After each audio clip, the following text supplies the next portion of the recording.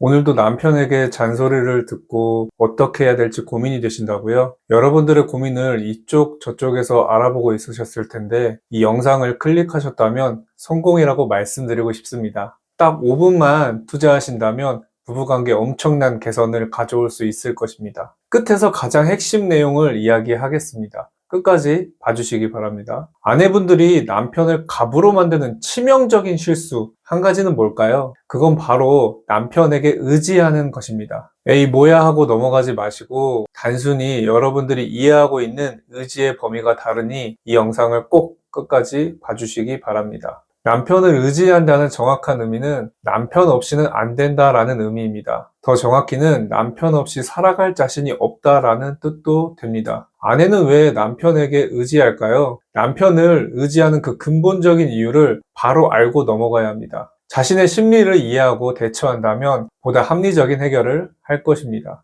남편을 의지하는 아내의 심리, 그 첫 번째는 의지에 대한 보상 심리입니다. 스키너의 행동주의에서 쥐를 대상으로 실험을 하였습니다. 쥐가 우연히 손잡이를 내리는 과정에서 맛있는 치즈를 먹게 하였습니다. 쥐는 치즈를 먹는 방식을 파악했습니다. 그리고 다음 비슷한 상황에서 손잡이가 보이면 손잡이를 내리고 치즈를 찾게 되었습니다. 이처럼 부부관계에서 어쩌다가 남편에게 의지하였을 때 관계 회복이 된 경우를 경험한 사람들이 이 의지에 집착합니다. 인간은 성공한 경험을 맛보면 그것들을 고수하려는 경향이 있습니다. 이렇게 의지하기 시작하면 아내의 포지션은 낮아지게 되고 부부관계를 위한 아내의 상담했던 내용들이 다시 마이너스로 바뀌게 되는 슬픈 상황들이 발생합니다. 남편에게 맹목적으로 의지하는 것은 자신의 판단할 문제가 줄어들 수는 있지만 가정에서의 입지는 거의 사라져버릴 것이고 남편의 꼭두각시로 전락할 가능성이 높습니다. 그리고 그런 상황은 남편도 사실 원하지 않을 것입니다.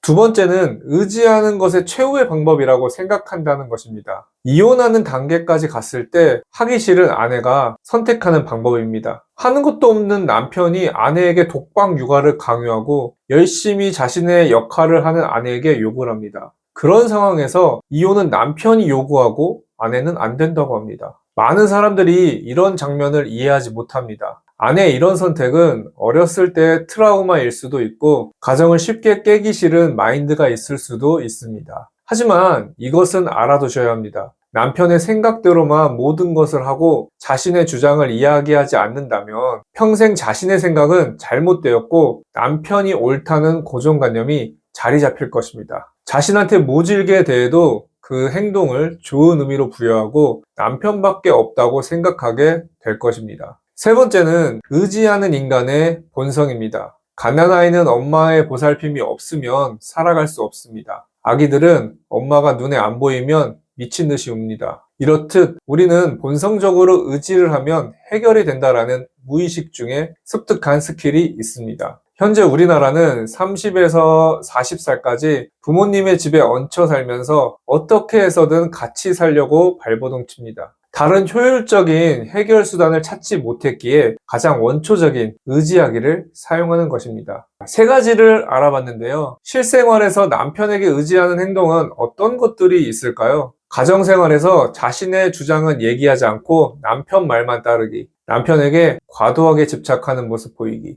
카톡이나 전화가 없으면 계속 연락하기 등등이 있겠죠. 이렇게 남편에게 의지하면 할수록 남편의 포지션은 점점 치솟아 갈 거고 아내의 포지션은 낮아지게 될 것입니다. 그리고 남편은 생각하게 됩니다. 아내가 나를 엄청 의지하고 있네, 매달리네, 남편이 없으면 아무것도 못하는 아내라고 생각하게 됩니다. 그렇기에 아내에게 막대해도 어차피 자신이 없으면 안 되니까 봐줄 수밖에 없다라고 생각을 하게 됩니다. 남편이 이런 생각을 못하게 하는 방법은 어떤 것들이 있을까요? 그것은 아내가 함부로 대하지 못하게 만드는 위치까지 올라가는 것입니다. 즉, 포지션을 구축하는 것이죠. 남편에게 의지하는 행동이 사라지고 포지션을 높이는 행동을 한다면 남편은 한동안 당황하는 모습을 보일 것입니다. 포지션을 높이는 행동은 부부마다 다르지만 보편적인 것들을 한번 살짝 이야기해 볼까요? 남편과 대화에서 자신의 주장을 이야기하고